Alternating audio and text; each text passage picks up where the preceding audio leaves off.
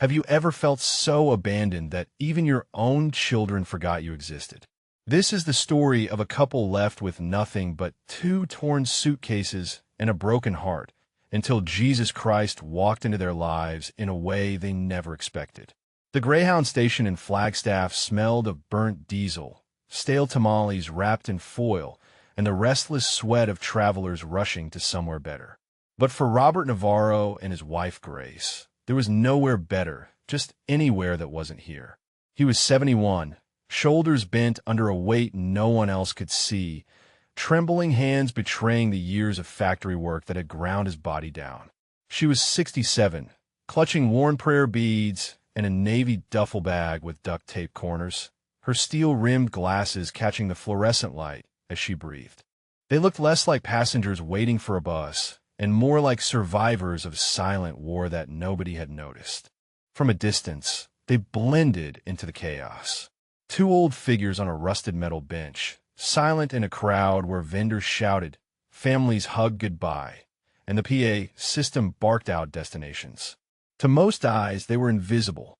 To themselves, they were ghosts in the daylight. Robert's voice rasped, almost swallowed by the roar of idling buses. "Are you sure this is the right one?" Grace didn't answer immediately. Her lips moved in a silent prayer.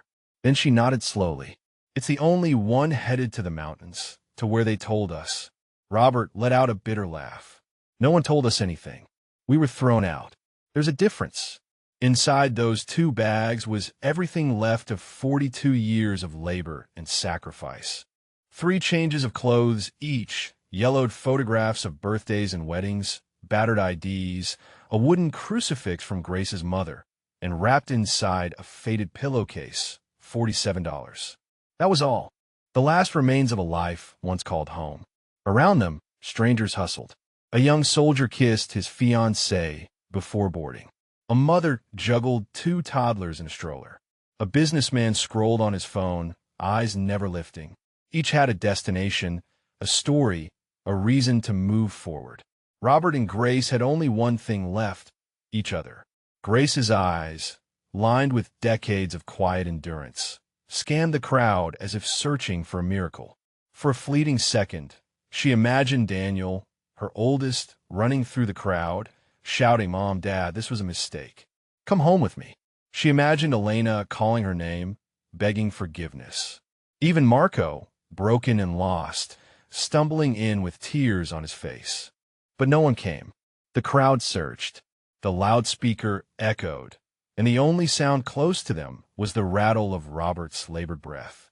"Passengers for Pine Valley, boarding at Gate 5, the metallic voice announced. Robert stood, his knees aching, his chest heavy. He picked up the bags, one in each shaking hand, and nearly lost his balance. Grace reached out to steady him, her own hands trembling. Together, they shuffled toward the gate, 2 weary souls moving through a world that had forgotten them. But Robert's mind wasn't on the road ahead. It was trapped in the decades behind. His calloused hands rested on his knees, veins raised like the lines of a road map no one wanted to follow. Every jolt of the bus pulled him back into memories of sweat, sacrifice, and silence. For 32 years, he worked in an automotive parts factory outside Tucson. Every morning before dawn, he laced up the same heavy boots, packed the same dented lunchbox, and punched the clock with the determination of a man who believed in the American promise. Work hard, raise your kids right, and they'll take care of you when you're old.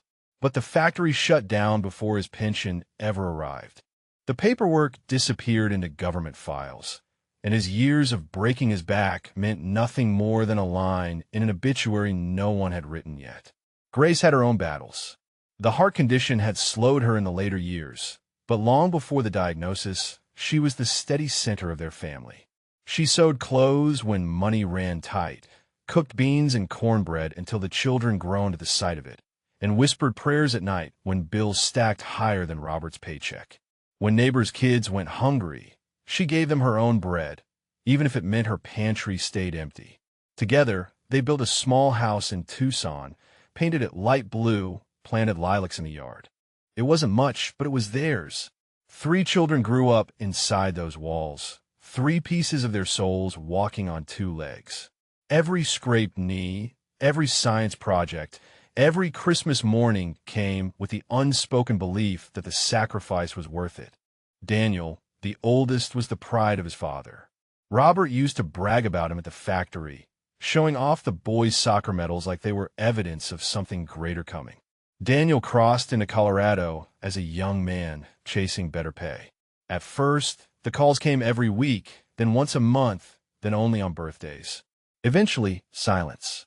His social media showed pictures of a new family, a suburban house, children who didn't speak Spanish, and a father and mother nowhere in sight. Elena, the middle child, had her mother's soft features and her father's stubborn eyes. She married an architect in Denver, lived in a tidy house with one son and one daughter enrolled in private school. Her calls came only on Thanksgiving. Hurried conversations, half-hearted promises. "We'll come visit next year, Mom. I'm just so busy." But the next year always carried another excuse. The grandchildren existed only in digital photos Grace never received. Then there was Marco, the one everyone whispered about. The boy who started with cigarettes behind the school and ended with handcuffs under flashing lights. Robert paid lawyers with money he didn't have. Grace lit candles until her knees ached, whispering prayers in a smoke that seemed to rise and vanish. Marco walked out of prison 7 years ago and walked straight out of their lives 3 months later. Rumors drifted back. Nogales, bad deals, bad company, nothing solid, nothing good. For years, every ring of the phone made Grace's hands shake, half expecting it to be the police with news she dreaded but couldn't escape. 3 children, 3 departures. Each absence cut differently, but the wound was the same. Neighbors used to ask, "How are the kids?" Robert would force a smile. Grace would answer, "They're doing fine," even when her heart cracked with every syllable.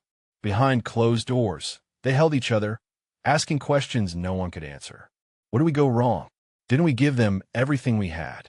The house in Tucson began to crumble under debt. Medical bills for Grace's heart surgery swallowed the savings. They sold the house hoping their children would step in. Just a little, just enough. No one did. The calls for help went unanswered. Messages landed in voicemail. "We'll call you back." But the calls never came.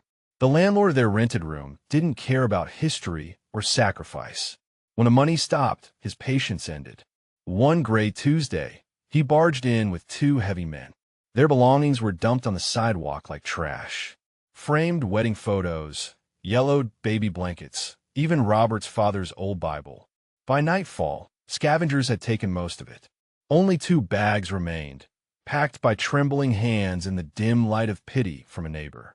And so the couple found themselves at the Greyhound station, carrying not just the weight of 2 bags, but the crushing truth that the children they raised, children who once slept safely under their roof, had left them alone in the world. On the bus, Grace clutched the prayer beads tighter, whispering the names of her children like a litany. Daniel, Elena, Marco. Her lips trembled.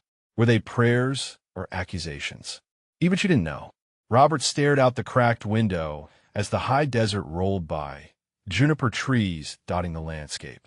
In his mind, he saw his children's faces, younger, laughing, innocent. Somewhere along the way, those faces hardened, turned away, walked into lives where he and Grace no longer belonged. He pressed his forehead against the glass. We gave them everything, he thought. And yet, here they were, 2 weary souls on a bus to nowhere, clinging to each other because no one else would. The mountain town of Pine Valley appeared through morning mist. Crispine air filled their lungs as they stepped off the bus. A former mining camp chapel, converted to a shelter, stood at the edge of town. Father Lucas, a kind man with weathered hands, welcomed them at the door. He showed them a small room with 2 cots and a crucifix on the wall. Grace wept quietly. Robert stayed silent, his jaw tight. Days passed in a quiet routine. Meals served by volunteers, prayers whispered in the chapel, long hours staring at walls that held no answers. Then one evening during the communal meal, a stranger arrived. He was tall, dressed in simple clothes, his eyes kind but penetrating in a way that made people look twice. He sat down beside Robert and Grace without asking permission. The room seemed to quiet around him, though no one else appeared to notice. He asked about their children. Grace's composure shattered. She confessed everything: the abandonment, the silence, the shame of wondering where they had gone wrong. The stranger listened without interruption. His presence brought a strange peace that neither Robert nor Grace could explain. When Grace finished, tears streaming down her face, the stranger spoke softly. "I know your children," he said. Robert and Grace stared at him, frozen. The stranger continued, his voice steady and calm. "I visited Daniel in his suburban house in Colorado. He lives burdened by guilt. His success feels hollow. He cannot face you after all these years of silence. Elena in Denver locks herself in the bathroom and cries after your Thanksgiving calls. The shame is what keeps her away, not lack of love. And Marco, he is in a rehabilitation center in Nogales. He whispers your names in group therapy, carrying the weight of what he has done." The stranger leaned forward, his gaze holding theirs. "Your children carry shame heavier than your pain. You are trapped in abandonment. They are trapped in guilt. But love has not died. It is buried, waiting to be awakened." For days later, a knock came at the door of their small room. Grace opened it with trembling hands. Elena stood there, tears streaming down her face, her son and daughter beside her. "Mom," she whispered, "I'm so sorry." Grace pulled her daughter into her arms and wept. Elena explained through broken sobs how shame had kept her away, how every day without them felt like a wound that wouldn't heal. Days later, Daniel arrived from Colorado, his eyes red from crying during the long drive. Then Marco appeared, fresh from the rehabilitation center, falling to his knees before his parents. The family reunited in the small chapel. Grace embraced each child, her heart breaking and mending at once. Robert, who had stayed silent for so long, finally wept. The stranger watched from the doorway, a slight smile on his face. Then, quietly, he disappeared. When Father Lucas was asked about the tall man who had stayed at the shelter, he shook his head in confusion. "There is no record of anyone by that description," he said. "Jesus Christ showed them, and shows us that no one is ever truly abandoned. We may lose our possessions, our youth, or even the closeness of family, but love itself never dies."